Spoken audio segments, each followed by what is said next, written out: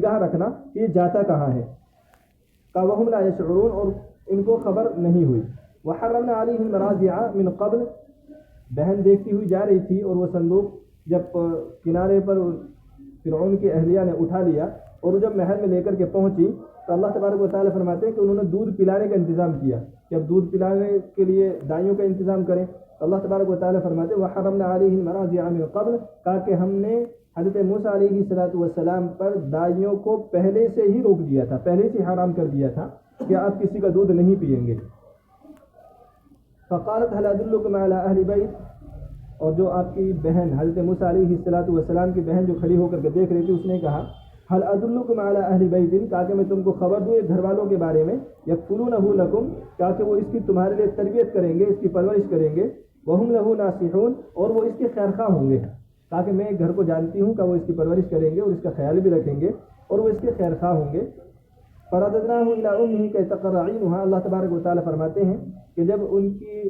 حضرت موسیٰ علیہ السلام کی بہن نے یہ مشورہ دیا اور پھر حضرت موسیٰ علیہ السلام کو ان کی والدہ کے حوالے کر دیا گیا, دودھ پلانے پر ان کو معمور کر دیا گیا, تو اللہ تبارک و تعالیٰ فرماتے ہیں فرددناہ الی امہ کہ ہم نے لوٹا دیا حضرت موسیٰ کو ان کی والدہ کو کی تقر عینہا کہ تاکہ ان کی آنکھیں ٹھنڈی ہو, ولا تحزن اور غمگین نہ ہو, ولتعلم ان وعد اللہ حق اور یہ کہ وہ جان لیں کہ بے شک اللہ تبارک و تعالیٰ کا وعدہ سچا ہے.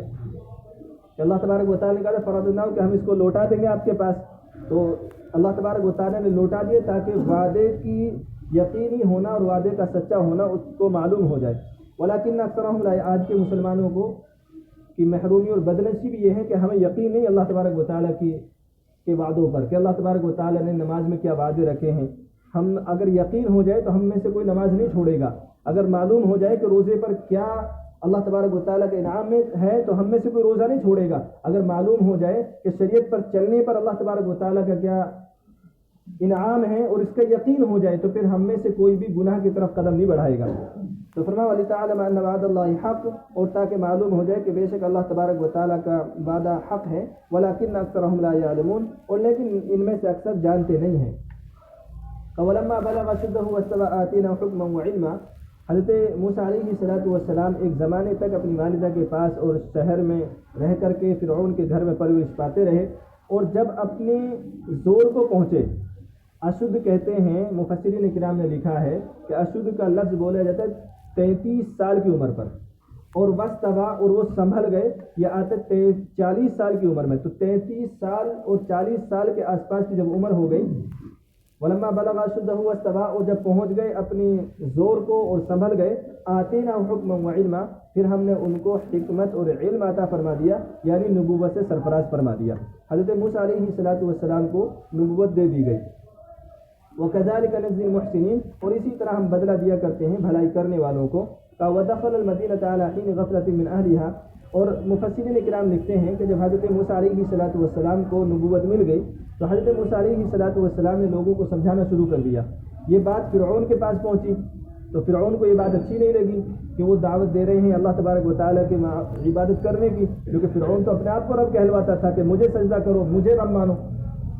تو اس نے قتل کرنے کا حکم دیا, جس کی وجہ سے والدہ نے ان کو حضرت موسیٰ علیہ السلام کو فرعون کی اہلیہ نے ان کو کہیں چھپا دیا اور کہا کہ شہر میں چھپ کر کے رہیں, جس کی وجہ سے حضرت موسیٰ علیہ السلام چھپ کر کے لوگوں کو دعوت دیا کرتے تھے. ایک دن کا کیا ہوا, ودخل المدینہ تھا, وہ ایک مرتبہ شہر میں داخل ہوئے, علی حین اس وقت غفلۃ من اہلہا جب شہر والے غفلت میں تھے. غفلت میں مطلب سب سوئے ہوئے تھے, وہ قیلولے کا وقت تھا, یعنی دوپہر میں کھانا کھانے کے بعد سب لوگ آرام کر رہے تھے. اس وقت حضرت موسیٰ علیہ السلام شہر میں داخل ہوئے. فوجد فيها رجلين يقتتلان هذا من شيعته وهذا من عدوه کا حضرت موسیٰ علیہ السلام نے دیکھا دو آدمی آپس میں لڑ رہے ہیں. فوجد فيها رجلين يقتتلان دیکھا کہ دو آدمی لڑ رہے ہیں. هذا من شيعته ایک ان میں سے حضرت موسیٰ علیہ السلام کے رفیق میں سے تھا, وهذا من عدوه اور دوسرا حضرت موسیٰ علیہ السلام کے دشمنوں میں سے تھا. یعنی ایک اسرائیلی تھا جو حضرت موسیٰ علیہ السلام بھی اسرائیلی تھے, اور دوسرا قبطی تھا یعنی فرعون کی برادری سے تھا جو حضرت موسیٰ علیہ السلام کے دشمن تھے. فاستغاثه الذي من شيعته، تو فریاد کی اور پکارنا شروع کر دیا اس نے جو آپ کے رفیقوں میں سے تھا، یعنی جو اسرائیلی تھا، اس نے حضرت موسیٰ علیہ السلام کو پکارنا شروع کر دیا، علی الذی من عدوہ، اس پر جو آپ کا دشمن تھا، یعنی دوسرے آدمی کے خلاف، کہ آ کر کے مجھے بچاؤ، اس سے یہ مجھے مار رہا ہے۔ فوقظہ موسیٰ، حضرت موسیٰ علیہ السلام نے اس قبطی کو ایک گھوسا مار دیا، فقضى علیہ، جس سے اس کا کام تمام ہو گیا، وہ مر گیا، ایک گھوسے میں مر گیا۔ قال هذا من عمل الشیطان، تو حضرت موسیٰ علیہ السلام نے فرمایا کہ یہ تو شیطان کا کام ہے، کہ میں نے گھوسا مارا اور یہ مر گیا، یہ میرا کام نہیں، کہ شیطان کا کام ہے، شیطان نے اس کو مروا دیا۔ انہ عدو مضل مبین، تاکہ بے شک یہ یعنی شیطان دشمن ہے، کھلا ہوا بہکانے والا ہے اور کھلا ہوا گمراہ کرنے والا ہے۔ جب دیکھا حضرت موسیٰ علیہ السلام نے کہ یہ تو مر گیا ہے، تو قال، حضرت موسیٰ علیہ السلام نے فرمایا، ربی، اے میرے رب، انی ظلمت نفسی، میں نے اپنے اوپر ظلم کیا، فاغفر لی، آپ مجھے معاف کر دیجئے۔ فغفر لہ، اللہ تبارک و تعالیٰ نے حضرت موسیٰ علیہ السلام کو معاف کر دیا۔ تو معلوم یہ ہوا کہ کسی سے کوئی غلطی ہو جائے تو اس کو چاہیے کہ فوراً اللہ تبارک و تعالیٰ سے معافی مانگے، اور سچے دل سے جب آدمی توبہ کرتا ہے تو اللہ تبارک و تعالیٰ اس کو معاف بھی کر دیتا ہے۔ فإنہ هو الغفور الرحیم، بے شک اللہ تبارک و تعالیٰ بخشنے والا ہے، رحم کرنے والا ہے۔ قال، تو حضرت موسیٰ علیہ السلام نے فرمایا، ربی، اے میرے رب، بما انعمت علی، تاکہ اس کی وجہ سے جو آپ نے مجھ پر انعام کیا ہے، فلن اکون ظہیرا للمجرمین، تاکہ میں کس گناہ گاروں کی کبھی مدد نہیں کروں گا، کہ آپ نے مجھے معاف کر دیا ہے تو اب میں یہ وعدہ کرتا ہوں کہ میں آئندہ کبھی بھی گناہ گاروں کی مدد، مجرموں کی مدد نہیں کروں گا، مجرموں کے لیے اپنا ہاتھ نہیں بڑھاؤں گا۔ فاصبح فی المدینہ خائفا یترقب، پھر حضرت موسیٰ علیہ السلام نے صبح کی شہر کے اندر ڈرتے ہوئے، یترقب، انتظار کرتے ہوئے، کہ چونکہ وہ مر گیا تھا، کہ کہیں ایسا نہ ہو کہ مجھے پولیس والے، کسی کو پتہ چل جائے اور پھر مجھے پولیس والے پکڑنے کے لیے آئے اور پھر بادشاہ کے حضور میں مجھے حاضر کر دیا جائے، تو یترقب، انتظار کرتے ہوئے، فإذا الذی استنصرہ بالامس یستصرخہ، تاکہ پھر وہی جس نے کل مدد کے لیے پکارا تھا، دیکھا جب صبح ہوئی، اٹھے ڈرتے ہوئے، انتظار کر رہے تھے کہ کہیں کچھ ہو نہیں جائے، تو کیا دیکھتے ہیں، فإذا الذی استنصرہ بالامس یستصرخہ، کہ وہی آدمی جس نے کل مدد کے لیے پکارا تھا، یستصرخ، وہ آج بھی مدد کے لیے پکار رہا ہے۔ جو اسرائیلی جو ان کے حضرت موسیٰ علیہ السلام کی برادری میں سے تھا، اس نے پھر حضرت موسیٰ علیہ السلام کو آواز لگائی، قال لہ موسیٰ انک لغوی مبین، تو حضرت موسیٰ علیہ السلام نے اس سے کہا کہ بے شک تو غلط آدمی ہے، تو کھلا ہوا گمراہی پر ہے۔ فلما ان اراد ان یبطش بالذی هو عدو لہما، جب حضرت موسیٰ علیہ السلام نے